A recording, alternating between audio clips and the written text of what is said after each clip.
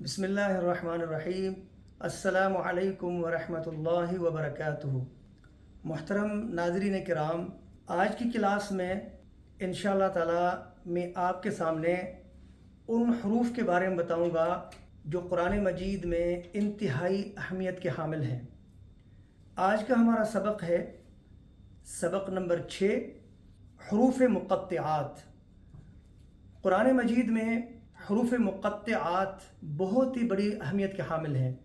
حروف مقطعات ٹوٹل قرآن مجید میں 14 ہیں، 29 حروف ہیں حروف تہجی، اور ان میں سے 14 ایسے حروف ہیں جن کو حروف مقطعات کہتے ہیں۔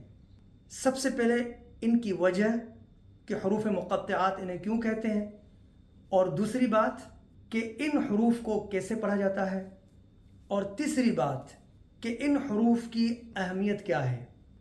مقطعات کہتے ہیں ٹکڑے کو، پیس، چونکہ یہ حروف الگ الگ ان کو پڑھا جاتا ہے، اگرچہ لکھنے میں یہ ساتھ بھی آتے ہیں اور بعض حروف ان میں اکیلے بھی آتے ہیں، لیکن ایک ہی آواز میں ان حروف کو الگ الگ پڑھا جاتا ہے۔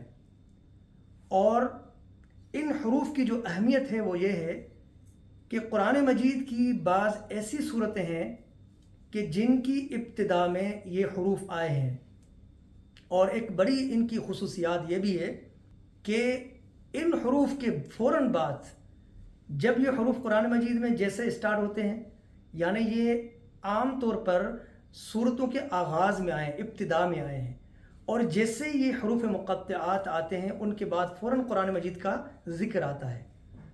اور اس طرح ایک اور بات میں آپ کے سامنے رکھوں کہ ان حروف کی جو معنی ہے یا ان کی جو تفسیر ہے، اللہ تبارک و تعالیٰ نے اس کو سیکریٹ رکھا ہے، اور یہ بعض تفاسیر کے اندر باقاعدہ یہ چیز آئی ہے کہ ان کی معنی، ان کے ترجمے کو اللہ کے سوا اور کوئی نہیں جانتا۔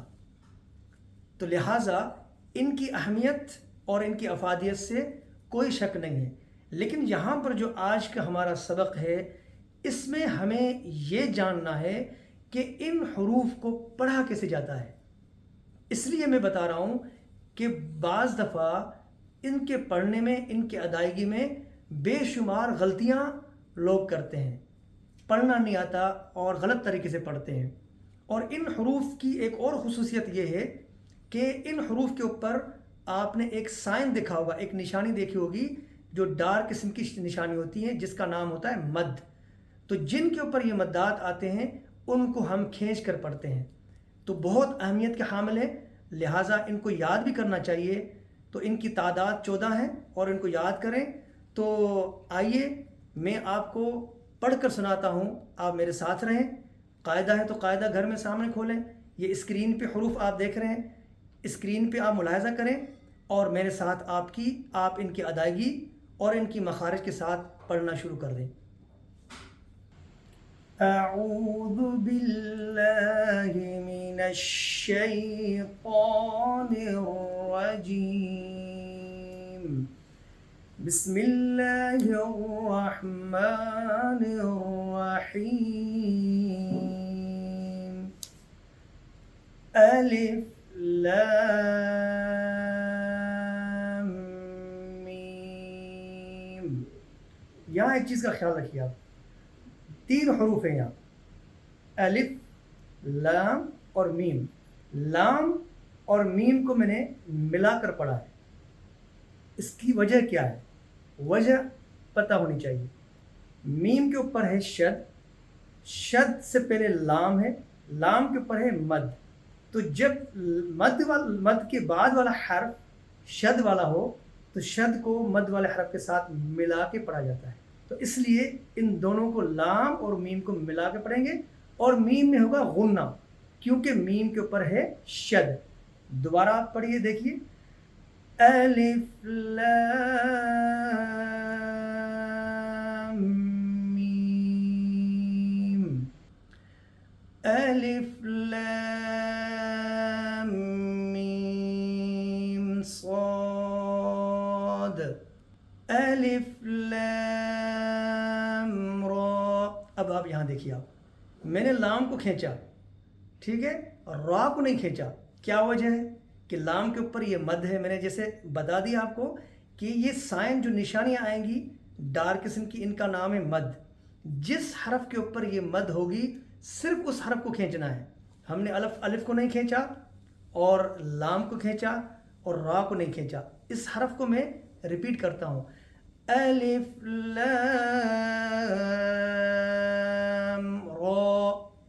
اگلا حرف الف لام میم. یہاں پہ بھی میں دونوں حرف کو کھینچا ہے کیونکہ لام کے اوپر بھی مد ہے اور میم کے اوپر بھی مد ہے. الف لام میم را. جیسے میں نے آغاز میں بتایا لام اور میم کو یہاں ملائیں گے. کیوں؟ یہ وجہ پتہ ہونی چاہیے کہ لام کے اوپر مد ہے اور میم کے اوپر شد ہے، اور تو مد والا حرف شد کے ساتھ ملے گا. اس طرح یہ پڑھنے کا طریقہ ہے. پھر اگلا حرف آپ دیکھیے: کاف ہا یا عین صاد. یہاں پر ہم نے ان حروف کو کھینچا جن کے اوپر مدات ہیں، اور جن کے اوپر مد نہیں ہے درمیان میں جو دو حروف آئیں ہا یا، کھڑا زبر ہے تو ہا یا پڑھیں گے. اس کو ریپیٹ کرتا ہوں میں: کاف ہا یا عین صاد. آگے طہ طہ، اتنا بس کیونکہ مد نہیں ہے اس کے حرف کے اوپر. طاسیم میم. تینوں حروف کے اوپر مدات ہیں اس لیے ہم نے کھینچ کے پڑھا. طاسین. یہاں پر بھی یہ آپ کو فرق معلوم ہونا چاہیے کہ تا کو ہم نے الگ پڑھا اور سین کو ہم نے الگ پڑھا. کیوں ملایا کیوں نہیں؟ اس لیے کہ سین کے اوپر شد نہیں ہے. اگر سین کے اوپر شد ہوتی جیسے اس سے پہلے والا حرف تھا تو سین کو ہم تا کے ساتھ ملاتے، لیکن الگ پڑھا، کھینچنا ہے اس لیے کہ مد ہے. طاسین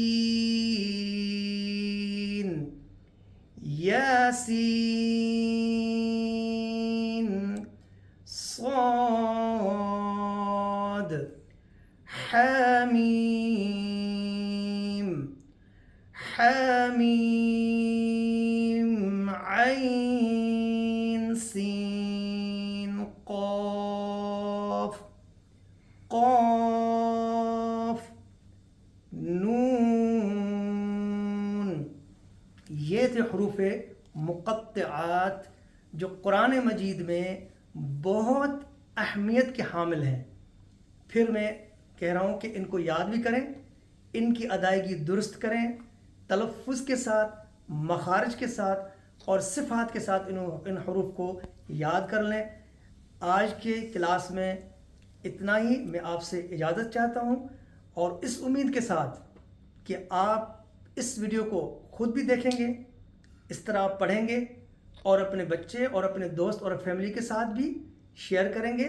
اور اگلی کلاس کے لیے پھر آپ انشاءاللہ انتظار میں رہیے. اجازت چاہتا ہوں.